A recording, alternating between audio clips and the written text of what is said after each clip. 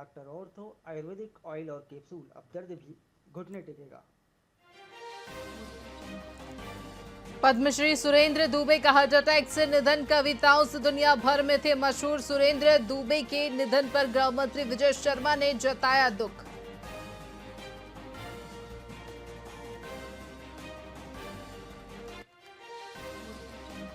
रायपुर रायगढ़ में तेज बारिश, प्रदेश के 33 जिलों में येलो अलर्ट जारी। दुर्ग राजनांदगांव में हवा की रफ्तार 60 किलोमीटर प्रति घंटे की रहेगी।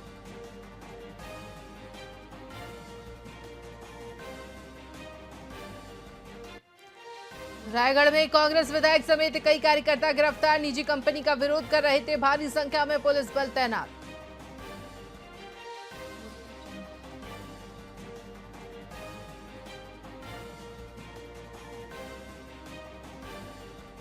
पांच जुलाई को होगा नगरीय निकाय के कर्मचारियों का प्रदर्शन। रायपुर में सीएम हाउस घेराव की तैयारी, प्रदेश भर से बड़ी संख्या में कर्मचारी होंगे शामिल।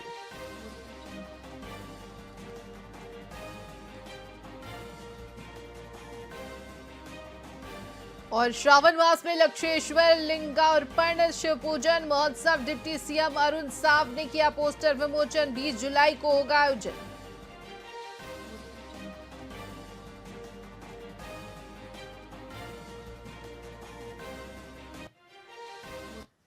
नमस्कार, स्वागत है आपका वीआईपी न्यूज में। मैं हूं आपके साथ आयुषी सुनवानी। रुक करेंगे खबरों की ओर।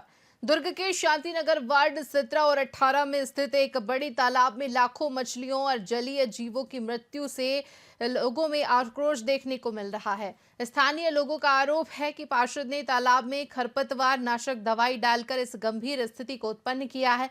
स्थानीय निवासियों का कहना है कि पार्षद की लापरवाही के कारण न केवल जलीय जीवों को नुकसान पहुंचा है, बल्कि ये घटना पर्यावरण पर भी नकारात्मक प्रभाव डालती है। उन्होंने इस मामले की जांच की मांग की है और पार्षद के खिलाफ कार्रवाई की अपील की है। स्थानीय लोगों का मानना है कि मछलियों की मौत के सही कारणों का पता लगाने के लिए एक उचित जांच आवश्यक है और दोषियों को कठोर सजा मिलनी चाहिए।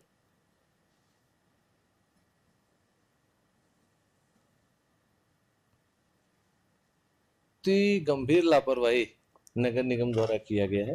किसके कहने से दवाई डाली गई, क्यों डाली गई, कितनी मात्रा में डाली गई, ये प्रश्न है। इसमें तालाब सफाई के और भी बहुत उपाय हैं। नगर निगम द्वारा पॉन्ड क्लीनर खरीदा गया हमारे कार्यकाल में, जो जलकुंभी और सफाई के लिए उपयोग में आता है। उस पॉन्ड क्लीनर को उपयोग करना था। आप देख रहे हैं दशगात्र के लिए 2 परिवार खड़ा है। ये हजारों लोगों के निस्तारी के उपयोग में आता है। ये तालाब लगभग 10,000 की आबादी, शांति नगर, शक्ति नगर, कादम्बरी नगर, जवाहर नगर, महात्मा गांधी नगर, यहाँ के लोग यहाँ निस्तारी में आते हैं और अनेक उपयोग में आता है।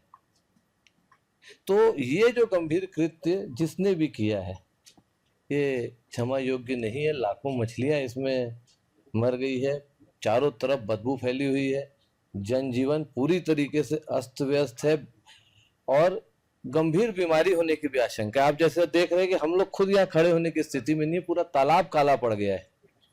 पहले तो जल कुंभी के लिए हम लोगों ने मशीन खरीदी, पॉन्ड क्लीनर इसीलिए खरीदा रहे करोड़ों रुपए खर्चा करके कि इसके उपयोग में आए। वही तो मैं पूछना चाह रहा हूँ, क्यों नगर निगम ने ऐसा किया, किससे पूछ के किया, कितनी मात्रा में दवाई डाली गई, ये एक जांच का विषय है। स्थिति वास्तव में अच्छी नहीं है, पर वहाँ के लोग आए हुए थे। दिलीप साहू जी थे जो पूर्व पार्षद हैं, भरत यादव जी हैं वहाँ के पास में रहने वाले, और वर्तमान में जो पार्षद हैं सुरुचि उमरे जी, उसी वार्ड की निवासी अंजू तिवारी जी, लोग सब लोग आए थे। ये लोग का कहना था कि ये हर साल का है, ये पहली बार नहीं हुआ। और बात रही जो केमिकल अप्लाई की, केमिकल अप्लाई हुए मेरे ख्याल से महीने से ऊपर हो चुका है। वही केमिकल वार्ड नंबर 48 में प्रयोग किया गया, तालाब पूरा साफ हुआ है और एक भी मछली नहीं मरी है। तो मुझे नहीं लगता है कि 1 महीना से ऊपर जो केमिकल को यूज़ किया गया है उसका आज परिणाम दिखेगा मछलियों पर। वहाँ के लोगों का कहना है कि काफ़ी दलदल हो गया है, सफाई नहीं हुई है और गर्मी उमस का जो रहता है, मछलियाँ जो नीचे जो जड़ें हैं इसके जलकुंभी वगैरह के, उससे फंस के मरती है। इस तरह से मुझे ऐसा लग रहा है। तो तालाब की सफाई होगी और पानी 1-2 दिन में पूरा खाली किया जाएगा।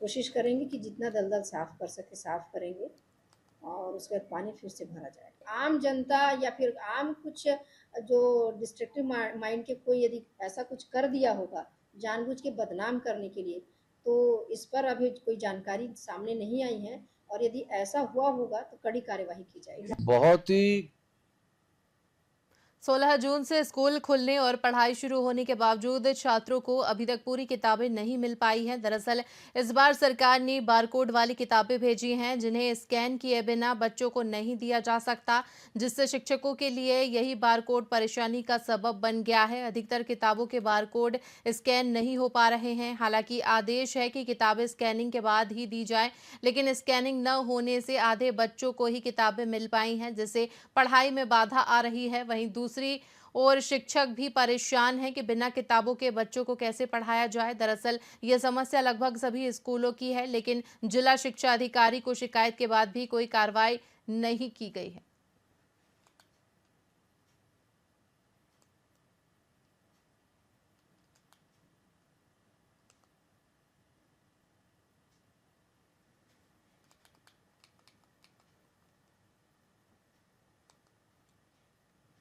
दिव्या महाविद्यालय में अग्निवीर के विषय पर एक दिवसीय सेमिनार का आयोजन किया गया, जिसमें कॉलेज के छात्र, एनसीसी कैडेट्स और शिक्षक बड़ी संख्या में शामिल हुए। इस सेमिनार का मुख्य उद्देश्य अग्निवीर योजना के लाभ और तैयारी के तरीकों के बारे में जानकारी प्रदान करना था। सेमिनार में भोपाल से आए एयरफोर्स के अधिकारियों ने अग्निवीर योजना के फायदों के बारे में विस्तार से बताया। उन्होंने छात्रों को ये समझाया कि कैसे वे अग्निवीर बनने के लिए तैयारी कर सकते हैं और इस योजना के अंतर्गत आने वाले कार्यों की जानकारी भी साझा की।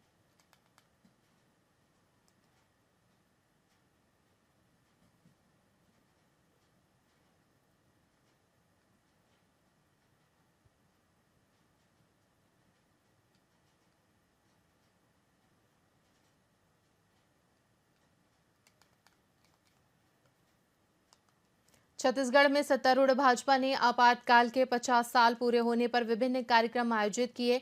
इसके साथ ही पार्टी ने अपने निर्वाचित सांसदों और विधायकों को कार्य व्यवहार में सुधार के लिए प्रशिक्षण देने का निर्णय लिया है। इस प्रशिक्षण कार्यक्रम में मार्गदर्शक मंडल और मास्टर ट्रेनर शामिल होंगे, जो कई सोपानों के माध्यम से प्रशिक्षण प्रदान करेंगे। इसका मुख्य उद्देश्य दक्षता विकास और नेतृत्व क्षमता को बेहतर करना है। भाजपा ने व्यवस्थागत कारणों से समय समय पर अभ्यास वर्ग की आवश्यकता महसूस की है, जिससे सभी पदाधिकारियों और निर्वाचित प्रतिनिधियों को प्रशिक्षण दिया जा सके। कांग्रेस पार्टी जब सरकार में होती है तो आपने देखा कि इन्हीं वर्गों के साथ अन्याय किया है जिनके नाम पर ये आज सभा करने वाले हैं। तो कांग्रेस पार्टी का दोहरा चरित्र बार बार सामने आता है। जब सत्ता में होते हैं तो केवल और केवल एक परिवार के लिए काम करते हैं, अपने सत्ता के लिए काम करते हैं, अपने परिवार के लिए काम करते हैं। सत्ता से बाहर होते हैं तो घड़ियाली आंसू बहाने का काम करते हैं। पर सभी राजनीतिक दल को अपनी गतिविधि करने का अधिकार है, वो अपनी गतिविधि कर सकते हैं। देखिए, हमारी सरकार बनने के बाद जैसा कि हमारी प्रतिबद्धता थी, बस्तर को नक्सल मुक्त करेंगे और तब से लगातार अभियान चल रहा है। अभी देश के गृह मंत्री आदरणीय अमित शाह जी का आगमन हुआ और उन्होंने ये कहा कि बरसात में भी ऑपरेशन चलेगा। तो हम प्रतिबद्ध हैं। पार्टी के विधायकों का, सांसदों का और हमारी पार्टी में व्यवस्था भी है। कार्यकर्ताओं के भी प्रशिक्षण की लगातार कार्यक्रम होते हैं। भारतीय जनता पार्टी के अनिवार्य कार्यक्रमों में ये शामिल है। कार्यकर्ताओं का समयबद्ध तरीके से प्रशिक्षण हो, पार्टी में ये प्रशिक्षण का कार्यक्रम होता है। वैसे ही विधायक और सांसदों के प्रशिक्षण का कार्यक्रम प्रस्तावित है। आने वाले समय में जब तिथि निर्धारित होगी और विधायक और सांसदों का प्रशिक्षण होगा। कांग्रेस पार्टी जब सरकार में होती है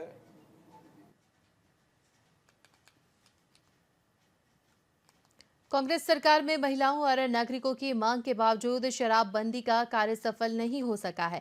अब कांग्रेस का कहना है कि शराब का व्यवसाय तेजी से बढ़ रहा है, जिसे एक प्रकार की बीमारी मानते हुए इसे नियंत्रित करने की आवश्यकता है। पार्टी का मानना है कि यदि इस दिशा में कार्रवाई नहीं की गई तो इससे एक पूरी पीढ़ी को समाप्त करने का खतरा उत्पन्न हो सकता है। छत्तीसगढ़ में अवैध शराब की बिक्री और संबंधित कार्यवाहियों को लेकर कई सवाल उठाए जा रहे हैं। कांग्रेस प्रदेश अध्यक्ष दीपक बैज ने पत्रकारों से बातचीत करते हुए कहा कि पूरे राज्य में अवैध शराब एक महामारी की तरह फैल चुकी है।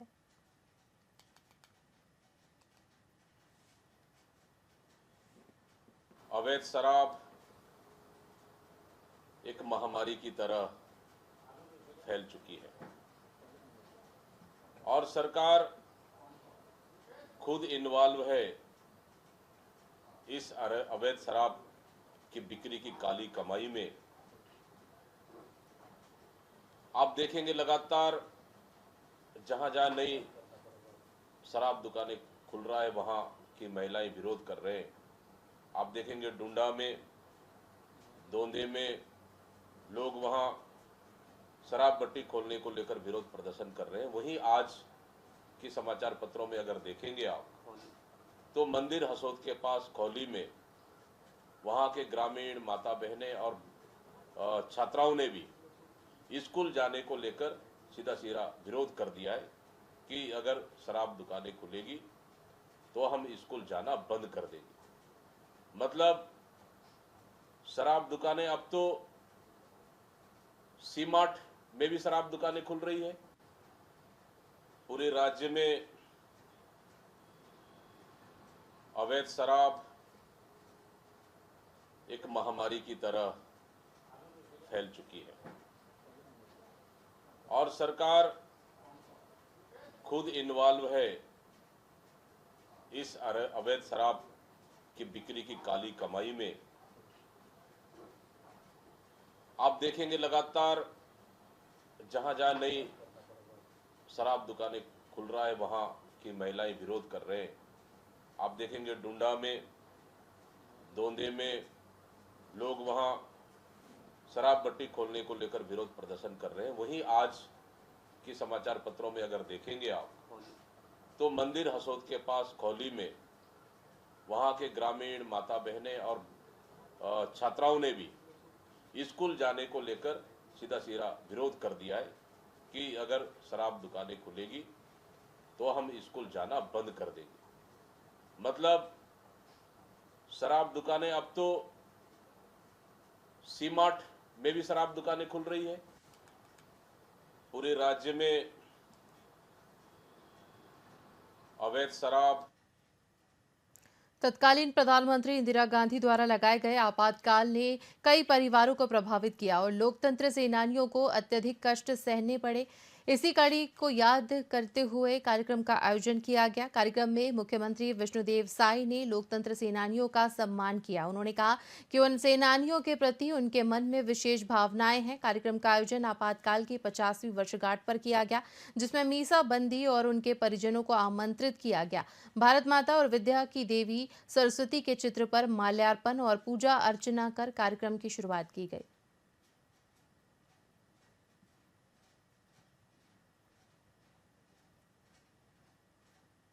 इसी के साथ खबरों में फिलहाल इतना ही। मुझे दीजिए इजाजत। नमस्कार।